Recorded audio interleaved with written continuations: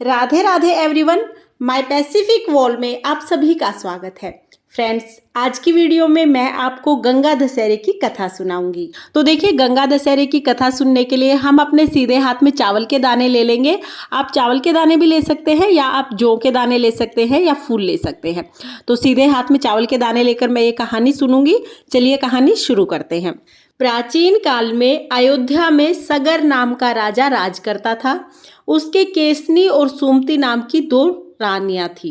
केसनी ने अंशुमान नामक पुत्र को जन्म दिया और सुमति ने 8,000 पुत्रों को जन्म दिया। एक बार राजा सगर ने अश्वमेघ यज्ञ किया। यज्ञ की पूर्ति के लिए एक घोड़ा छोड़ा गया। इंद्र ने यज्ञ को भंग करने के लिए घोड़े को चुरा लिया और कपिल मुनि के आश्रम में बांधाए। राजा ने यज्ञ के घोड़े को खोजने के लिए अपने 8,000 पुत्रों को भेजा। घोड़े को खोजते खोजते वे कपिल मुनि के आश्रम में पहुंचे तो उन्होंने यज्ञ के घोड़े को वहां पर बंधा हुआ पाया। उस समय कपिल मुनि तपस्या कर रहे थे। राजा के पुत्रों ने कपिल मुनि को चोर चोर कहकर पुकारना शुरू कर दिया। कपिल मुनि की समाधि टूट गई और राजा के सारे पुत्र कपिल मुनि की क्रोधाग्नि में जलकर भस्म हो गए। अंशुमान पिता की आज्ञा पाकर अपने भाइयों को खोजता हुआ जब मुनि के आश्रम में पहुंचा तो महात्मा गरुड़ ने उनके भाइयों के भस्म होने का सारा वृत्तांत उनको बताया।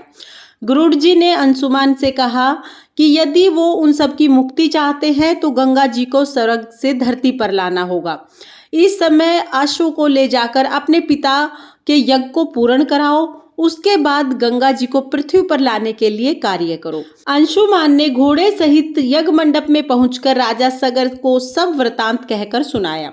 महाराजा सगर की मृत्यु के पश्चात अंशुमान ने गंगा जी को पृथ्वी पर लाने के लिए तप करना प्रारंभ कर दिया, परंतु वह असफल रहे। इसके बाद उनके पुत्र दिलीप ने तपस्या की, परंतु उनको भी सफलता नहीं मिली।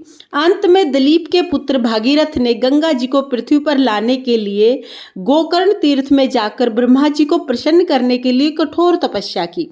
तपस्या करते करते कई वर्ष बीत गए।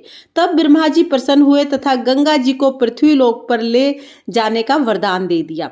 अब समस्या यह थी कि ब्रह्मा जी के कमंडल से छूटने के बाद गंगा के वेग को पृथ्वी पर कौन संभालेगा।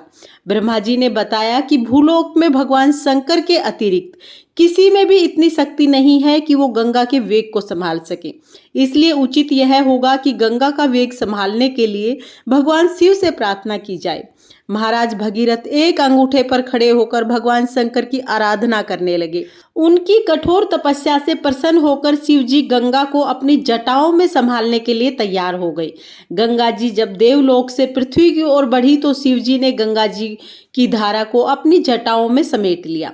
कई वर्षों तक गंगा जी को जटाओं से बाहर निकलने के लिए मार्ग नहीं मिला। भगीरथ ने दोबारा भगवान शिव शंकर से प्रार्थना की कि वो गंगा जी को अपनी जटाओं से मुक्त करे।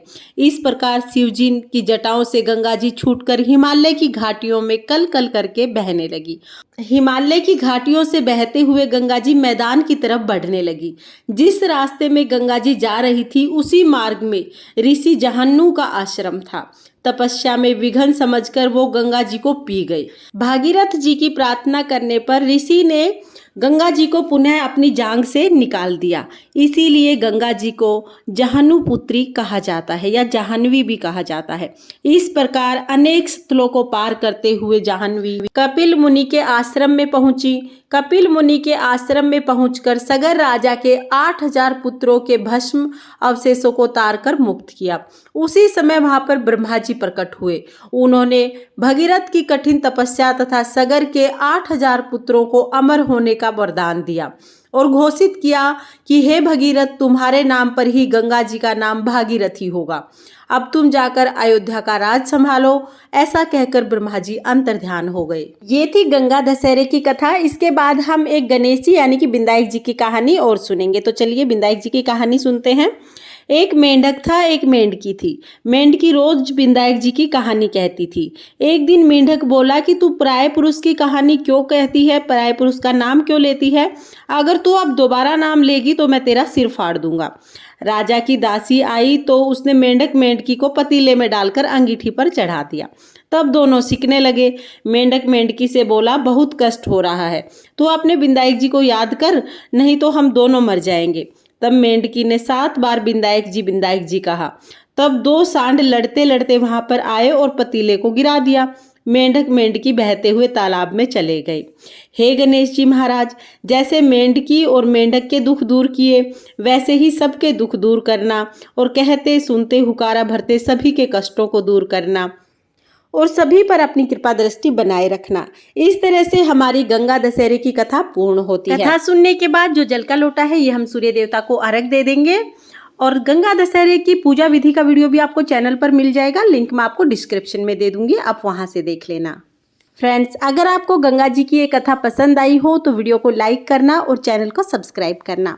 फिर मिलते हैं किसी और वीडियो के साथ। जय गंगा मैया, राधे राधे।